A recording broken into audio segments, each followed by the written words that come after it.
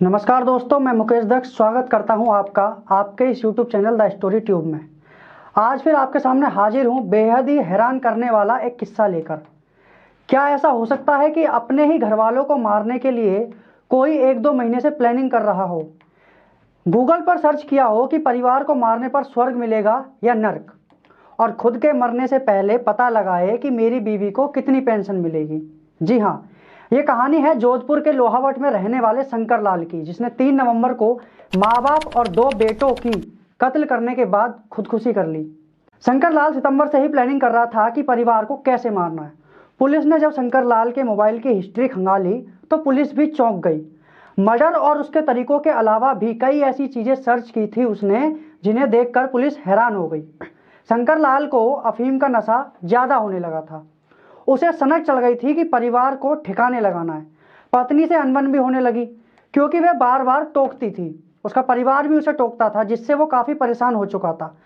पति से परेशान होकर उसकी पत्नी ने फैसला सुना दिया कि वह उससे अलग रहना चाहती है, और परिवार भी उसको काफी बार टोकता रहता था।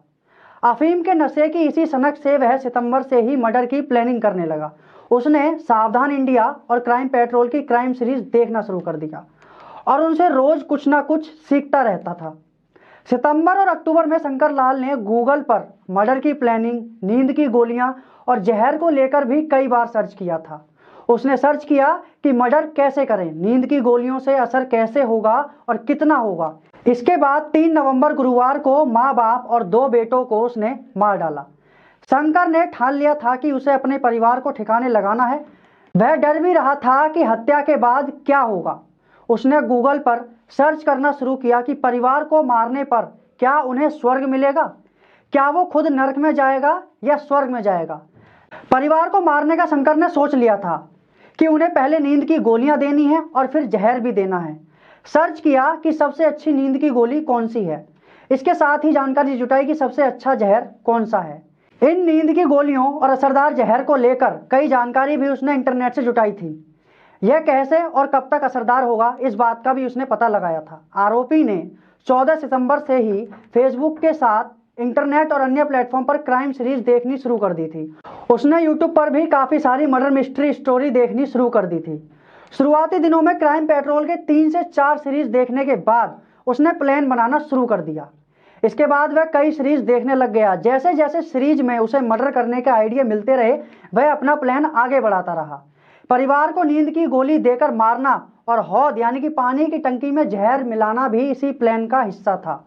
यह भी सामने आया कि शंकर से उसकी पत्नी की अनबन भले ही चल रही थी, लेकिन वह अपनी पत्नी को मारना नहीं चाहता था। इसलिए उसने पति की मौत के बाद विधवाओं को कितनी पेंशन मिलती है या क्या योजनाएं चलती हैं, इसकी जानकारी भी निकाली थी।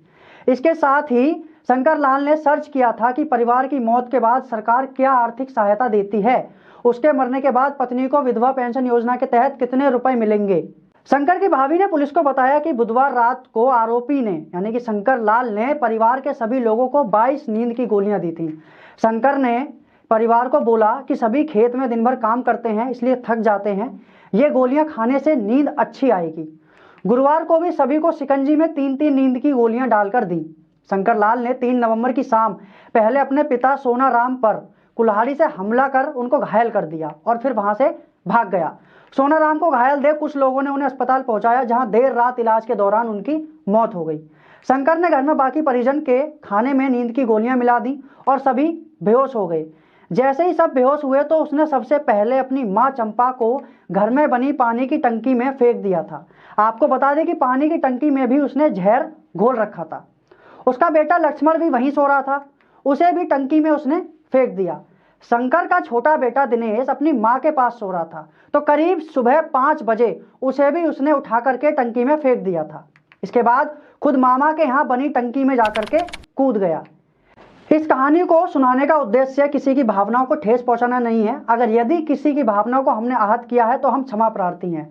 और यदि आपको कहानी समझ आई हो तो ये बात जान ले कि अपनी जिंदगी में आपको बुराई से कोसों दूर रहना बेहद आवश्यक है, क्योंकि जैसी चीजें हम देखते हैं, जैसे माहौल में हम रहते हैं, वैसे ही हमारे विचार बनते चले जाते हैं। इसलिए हमेशा सकारात्मक रहिए, किसी भी नकारात्मक दुष्प्रभाव को अपने ऊपर हावी ना होने दें। इसी के साथ मैं आपसे विदा लेता हूं। नमस्कार। यदि आप हमारे चैनल पर नए हैं तो आपसे गुजारिश है कि इस चैनल को सब्सक्राइब जरूर कीजिए, वीडियो को लाइक कीजिए। अब तुम लोग गलती से अगर नए हो तो सब्सक्राइब करो, वो जो लाल वाला बटन है उस पर अपने जीजा जी फेंक के मारो या फूफा जी, मुझे नहीं पता, बस क्लिक हो जाना चाहिए।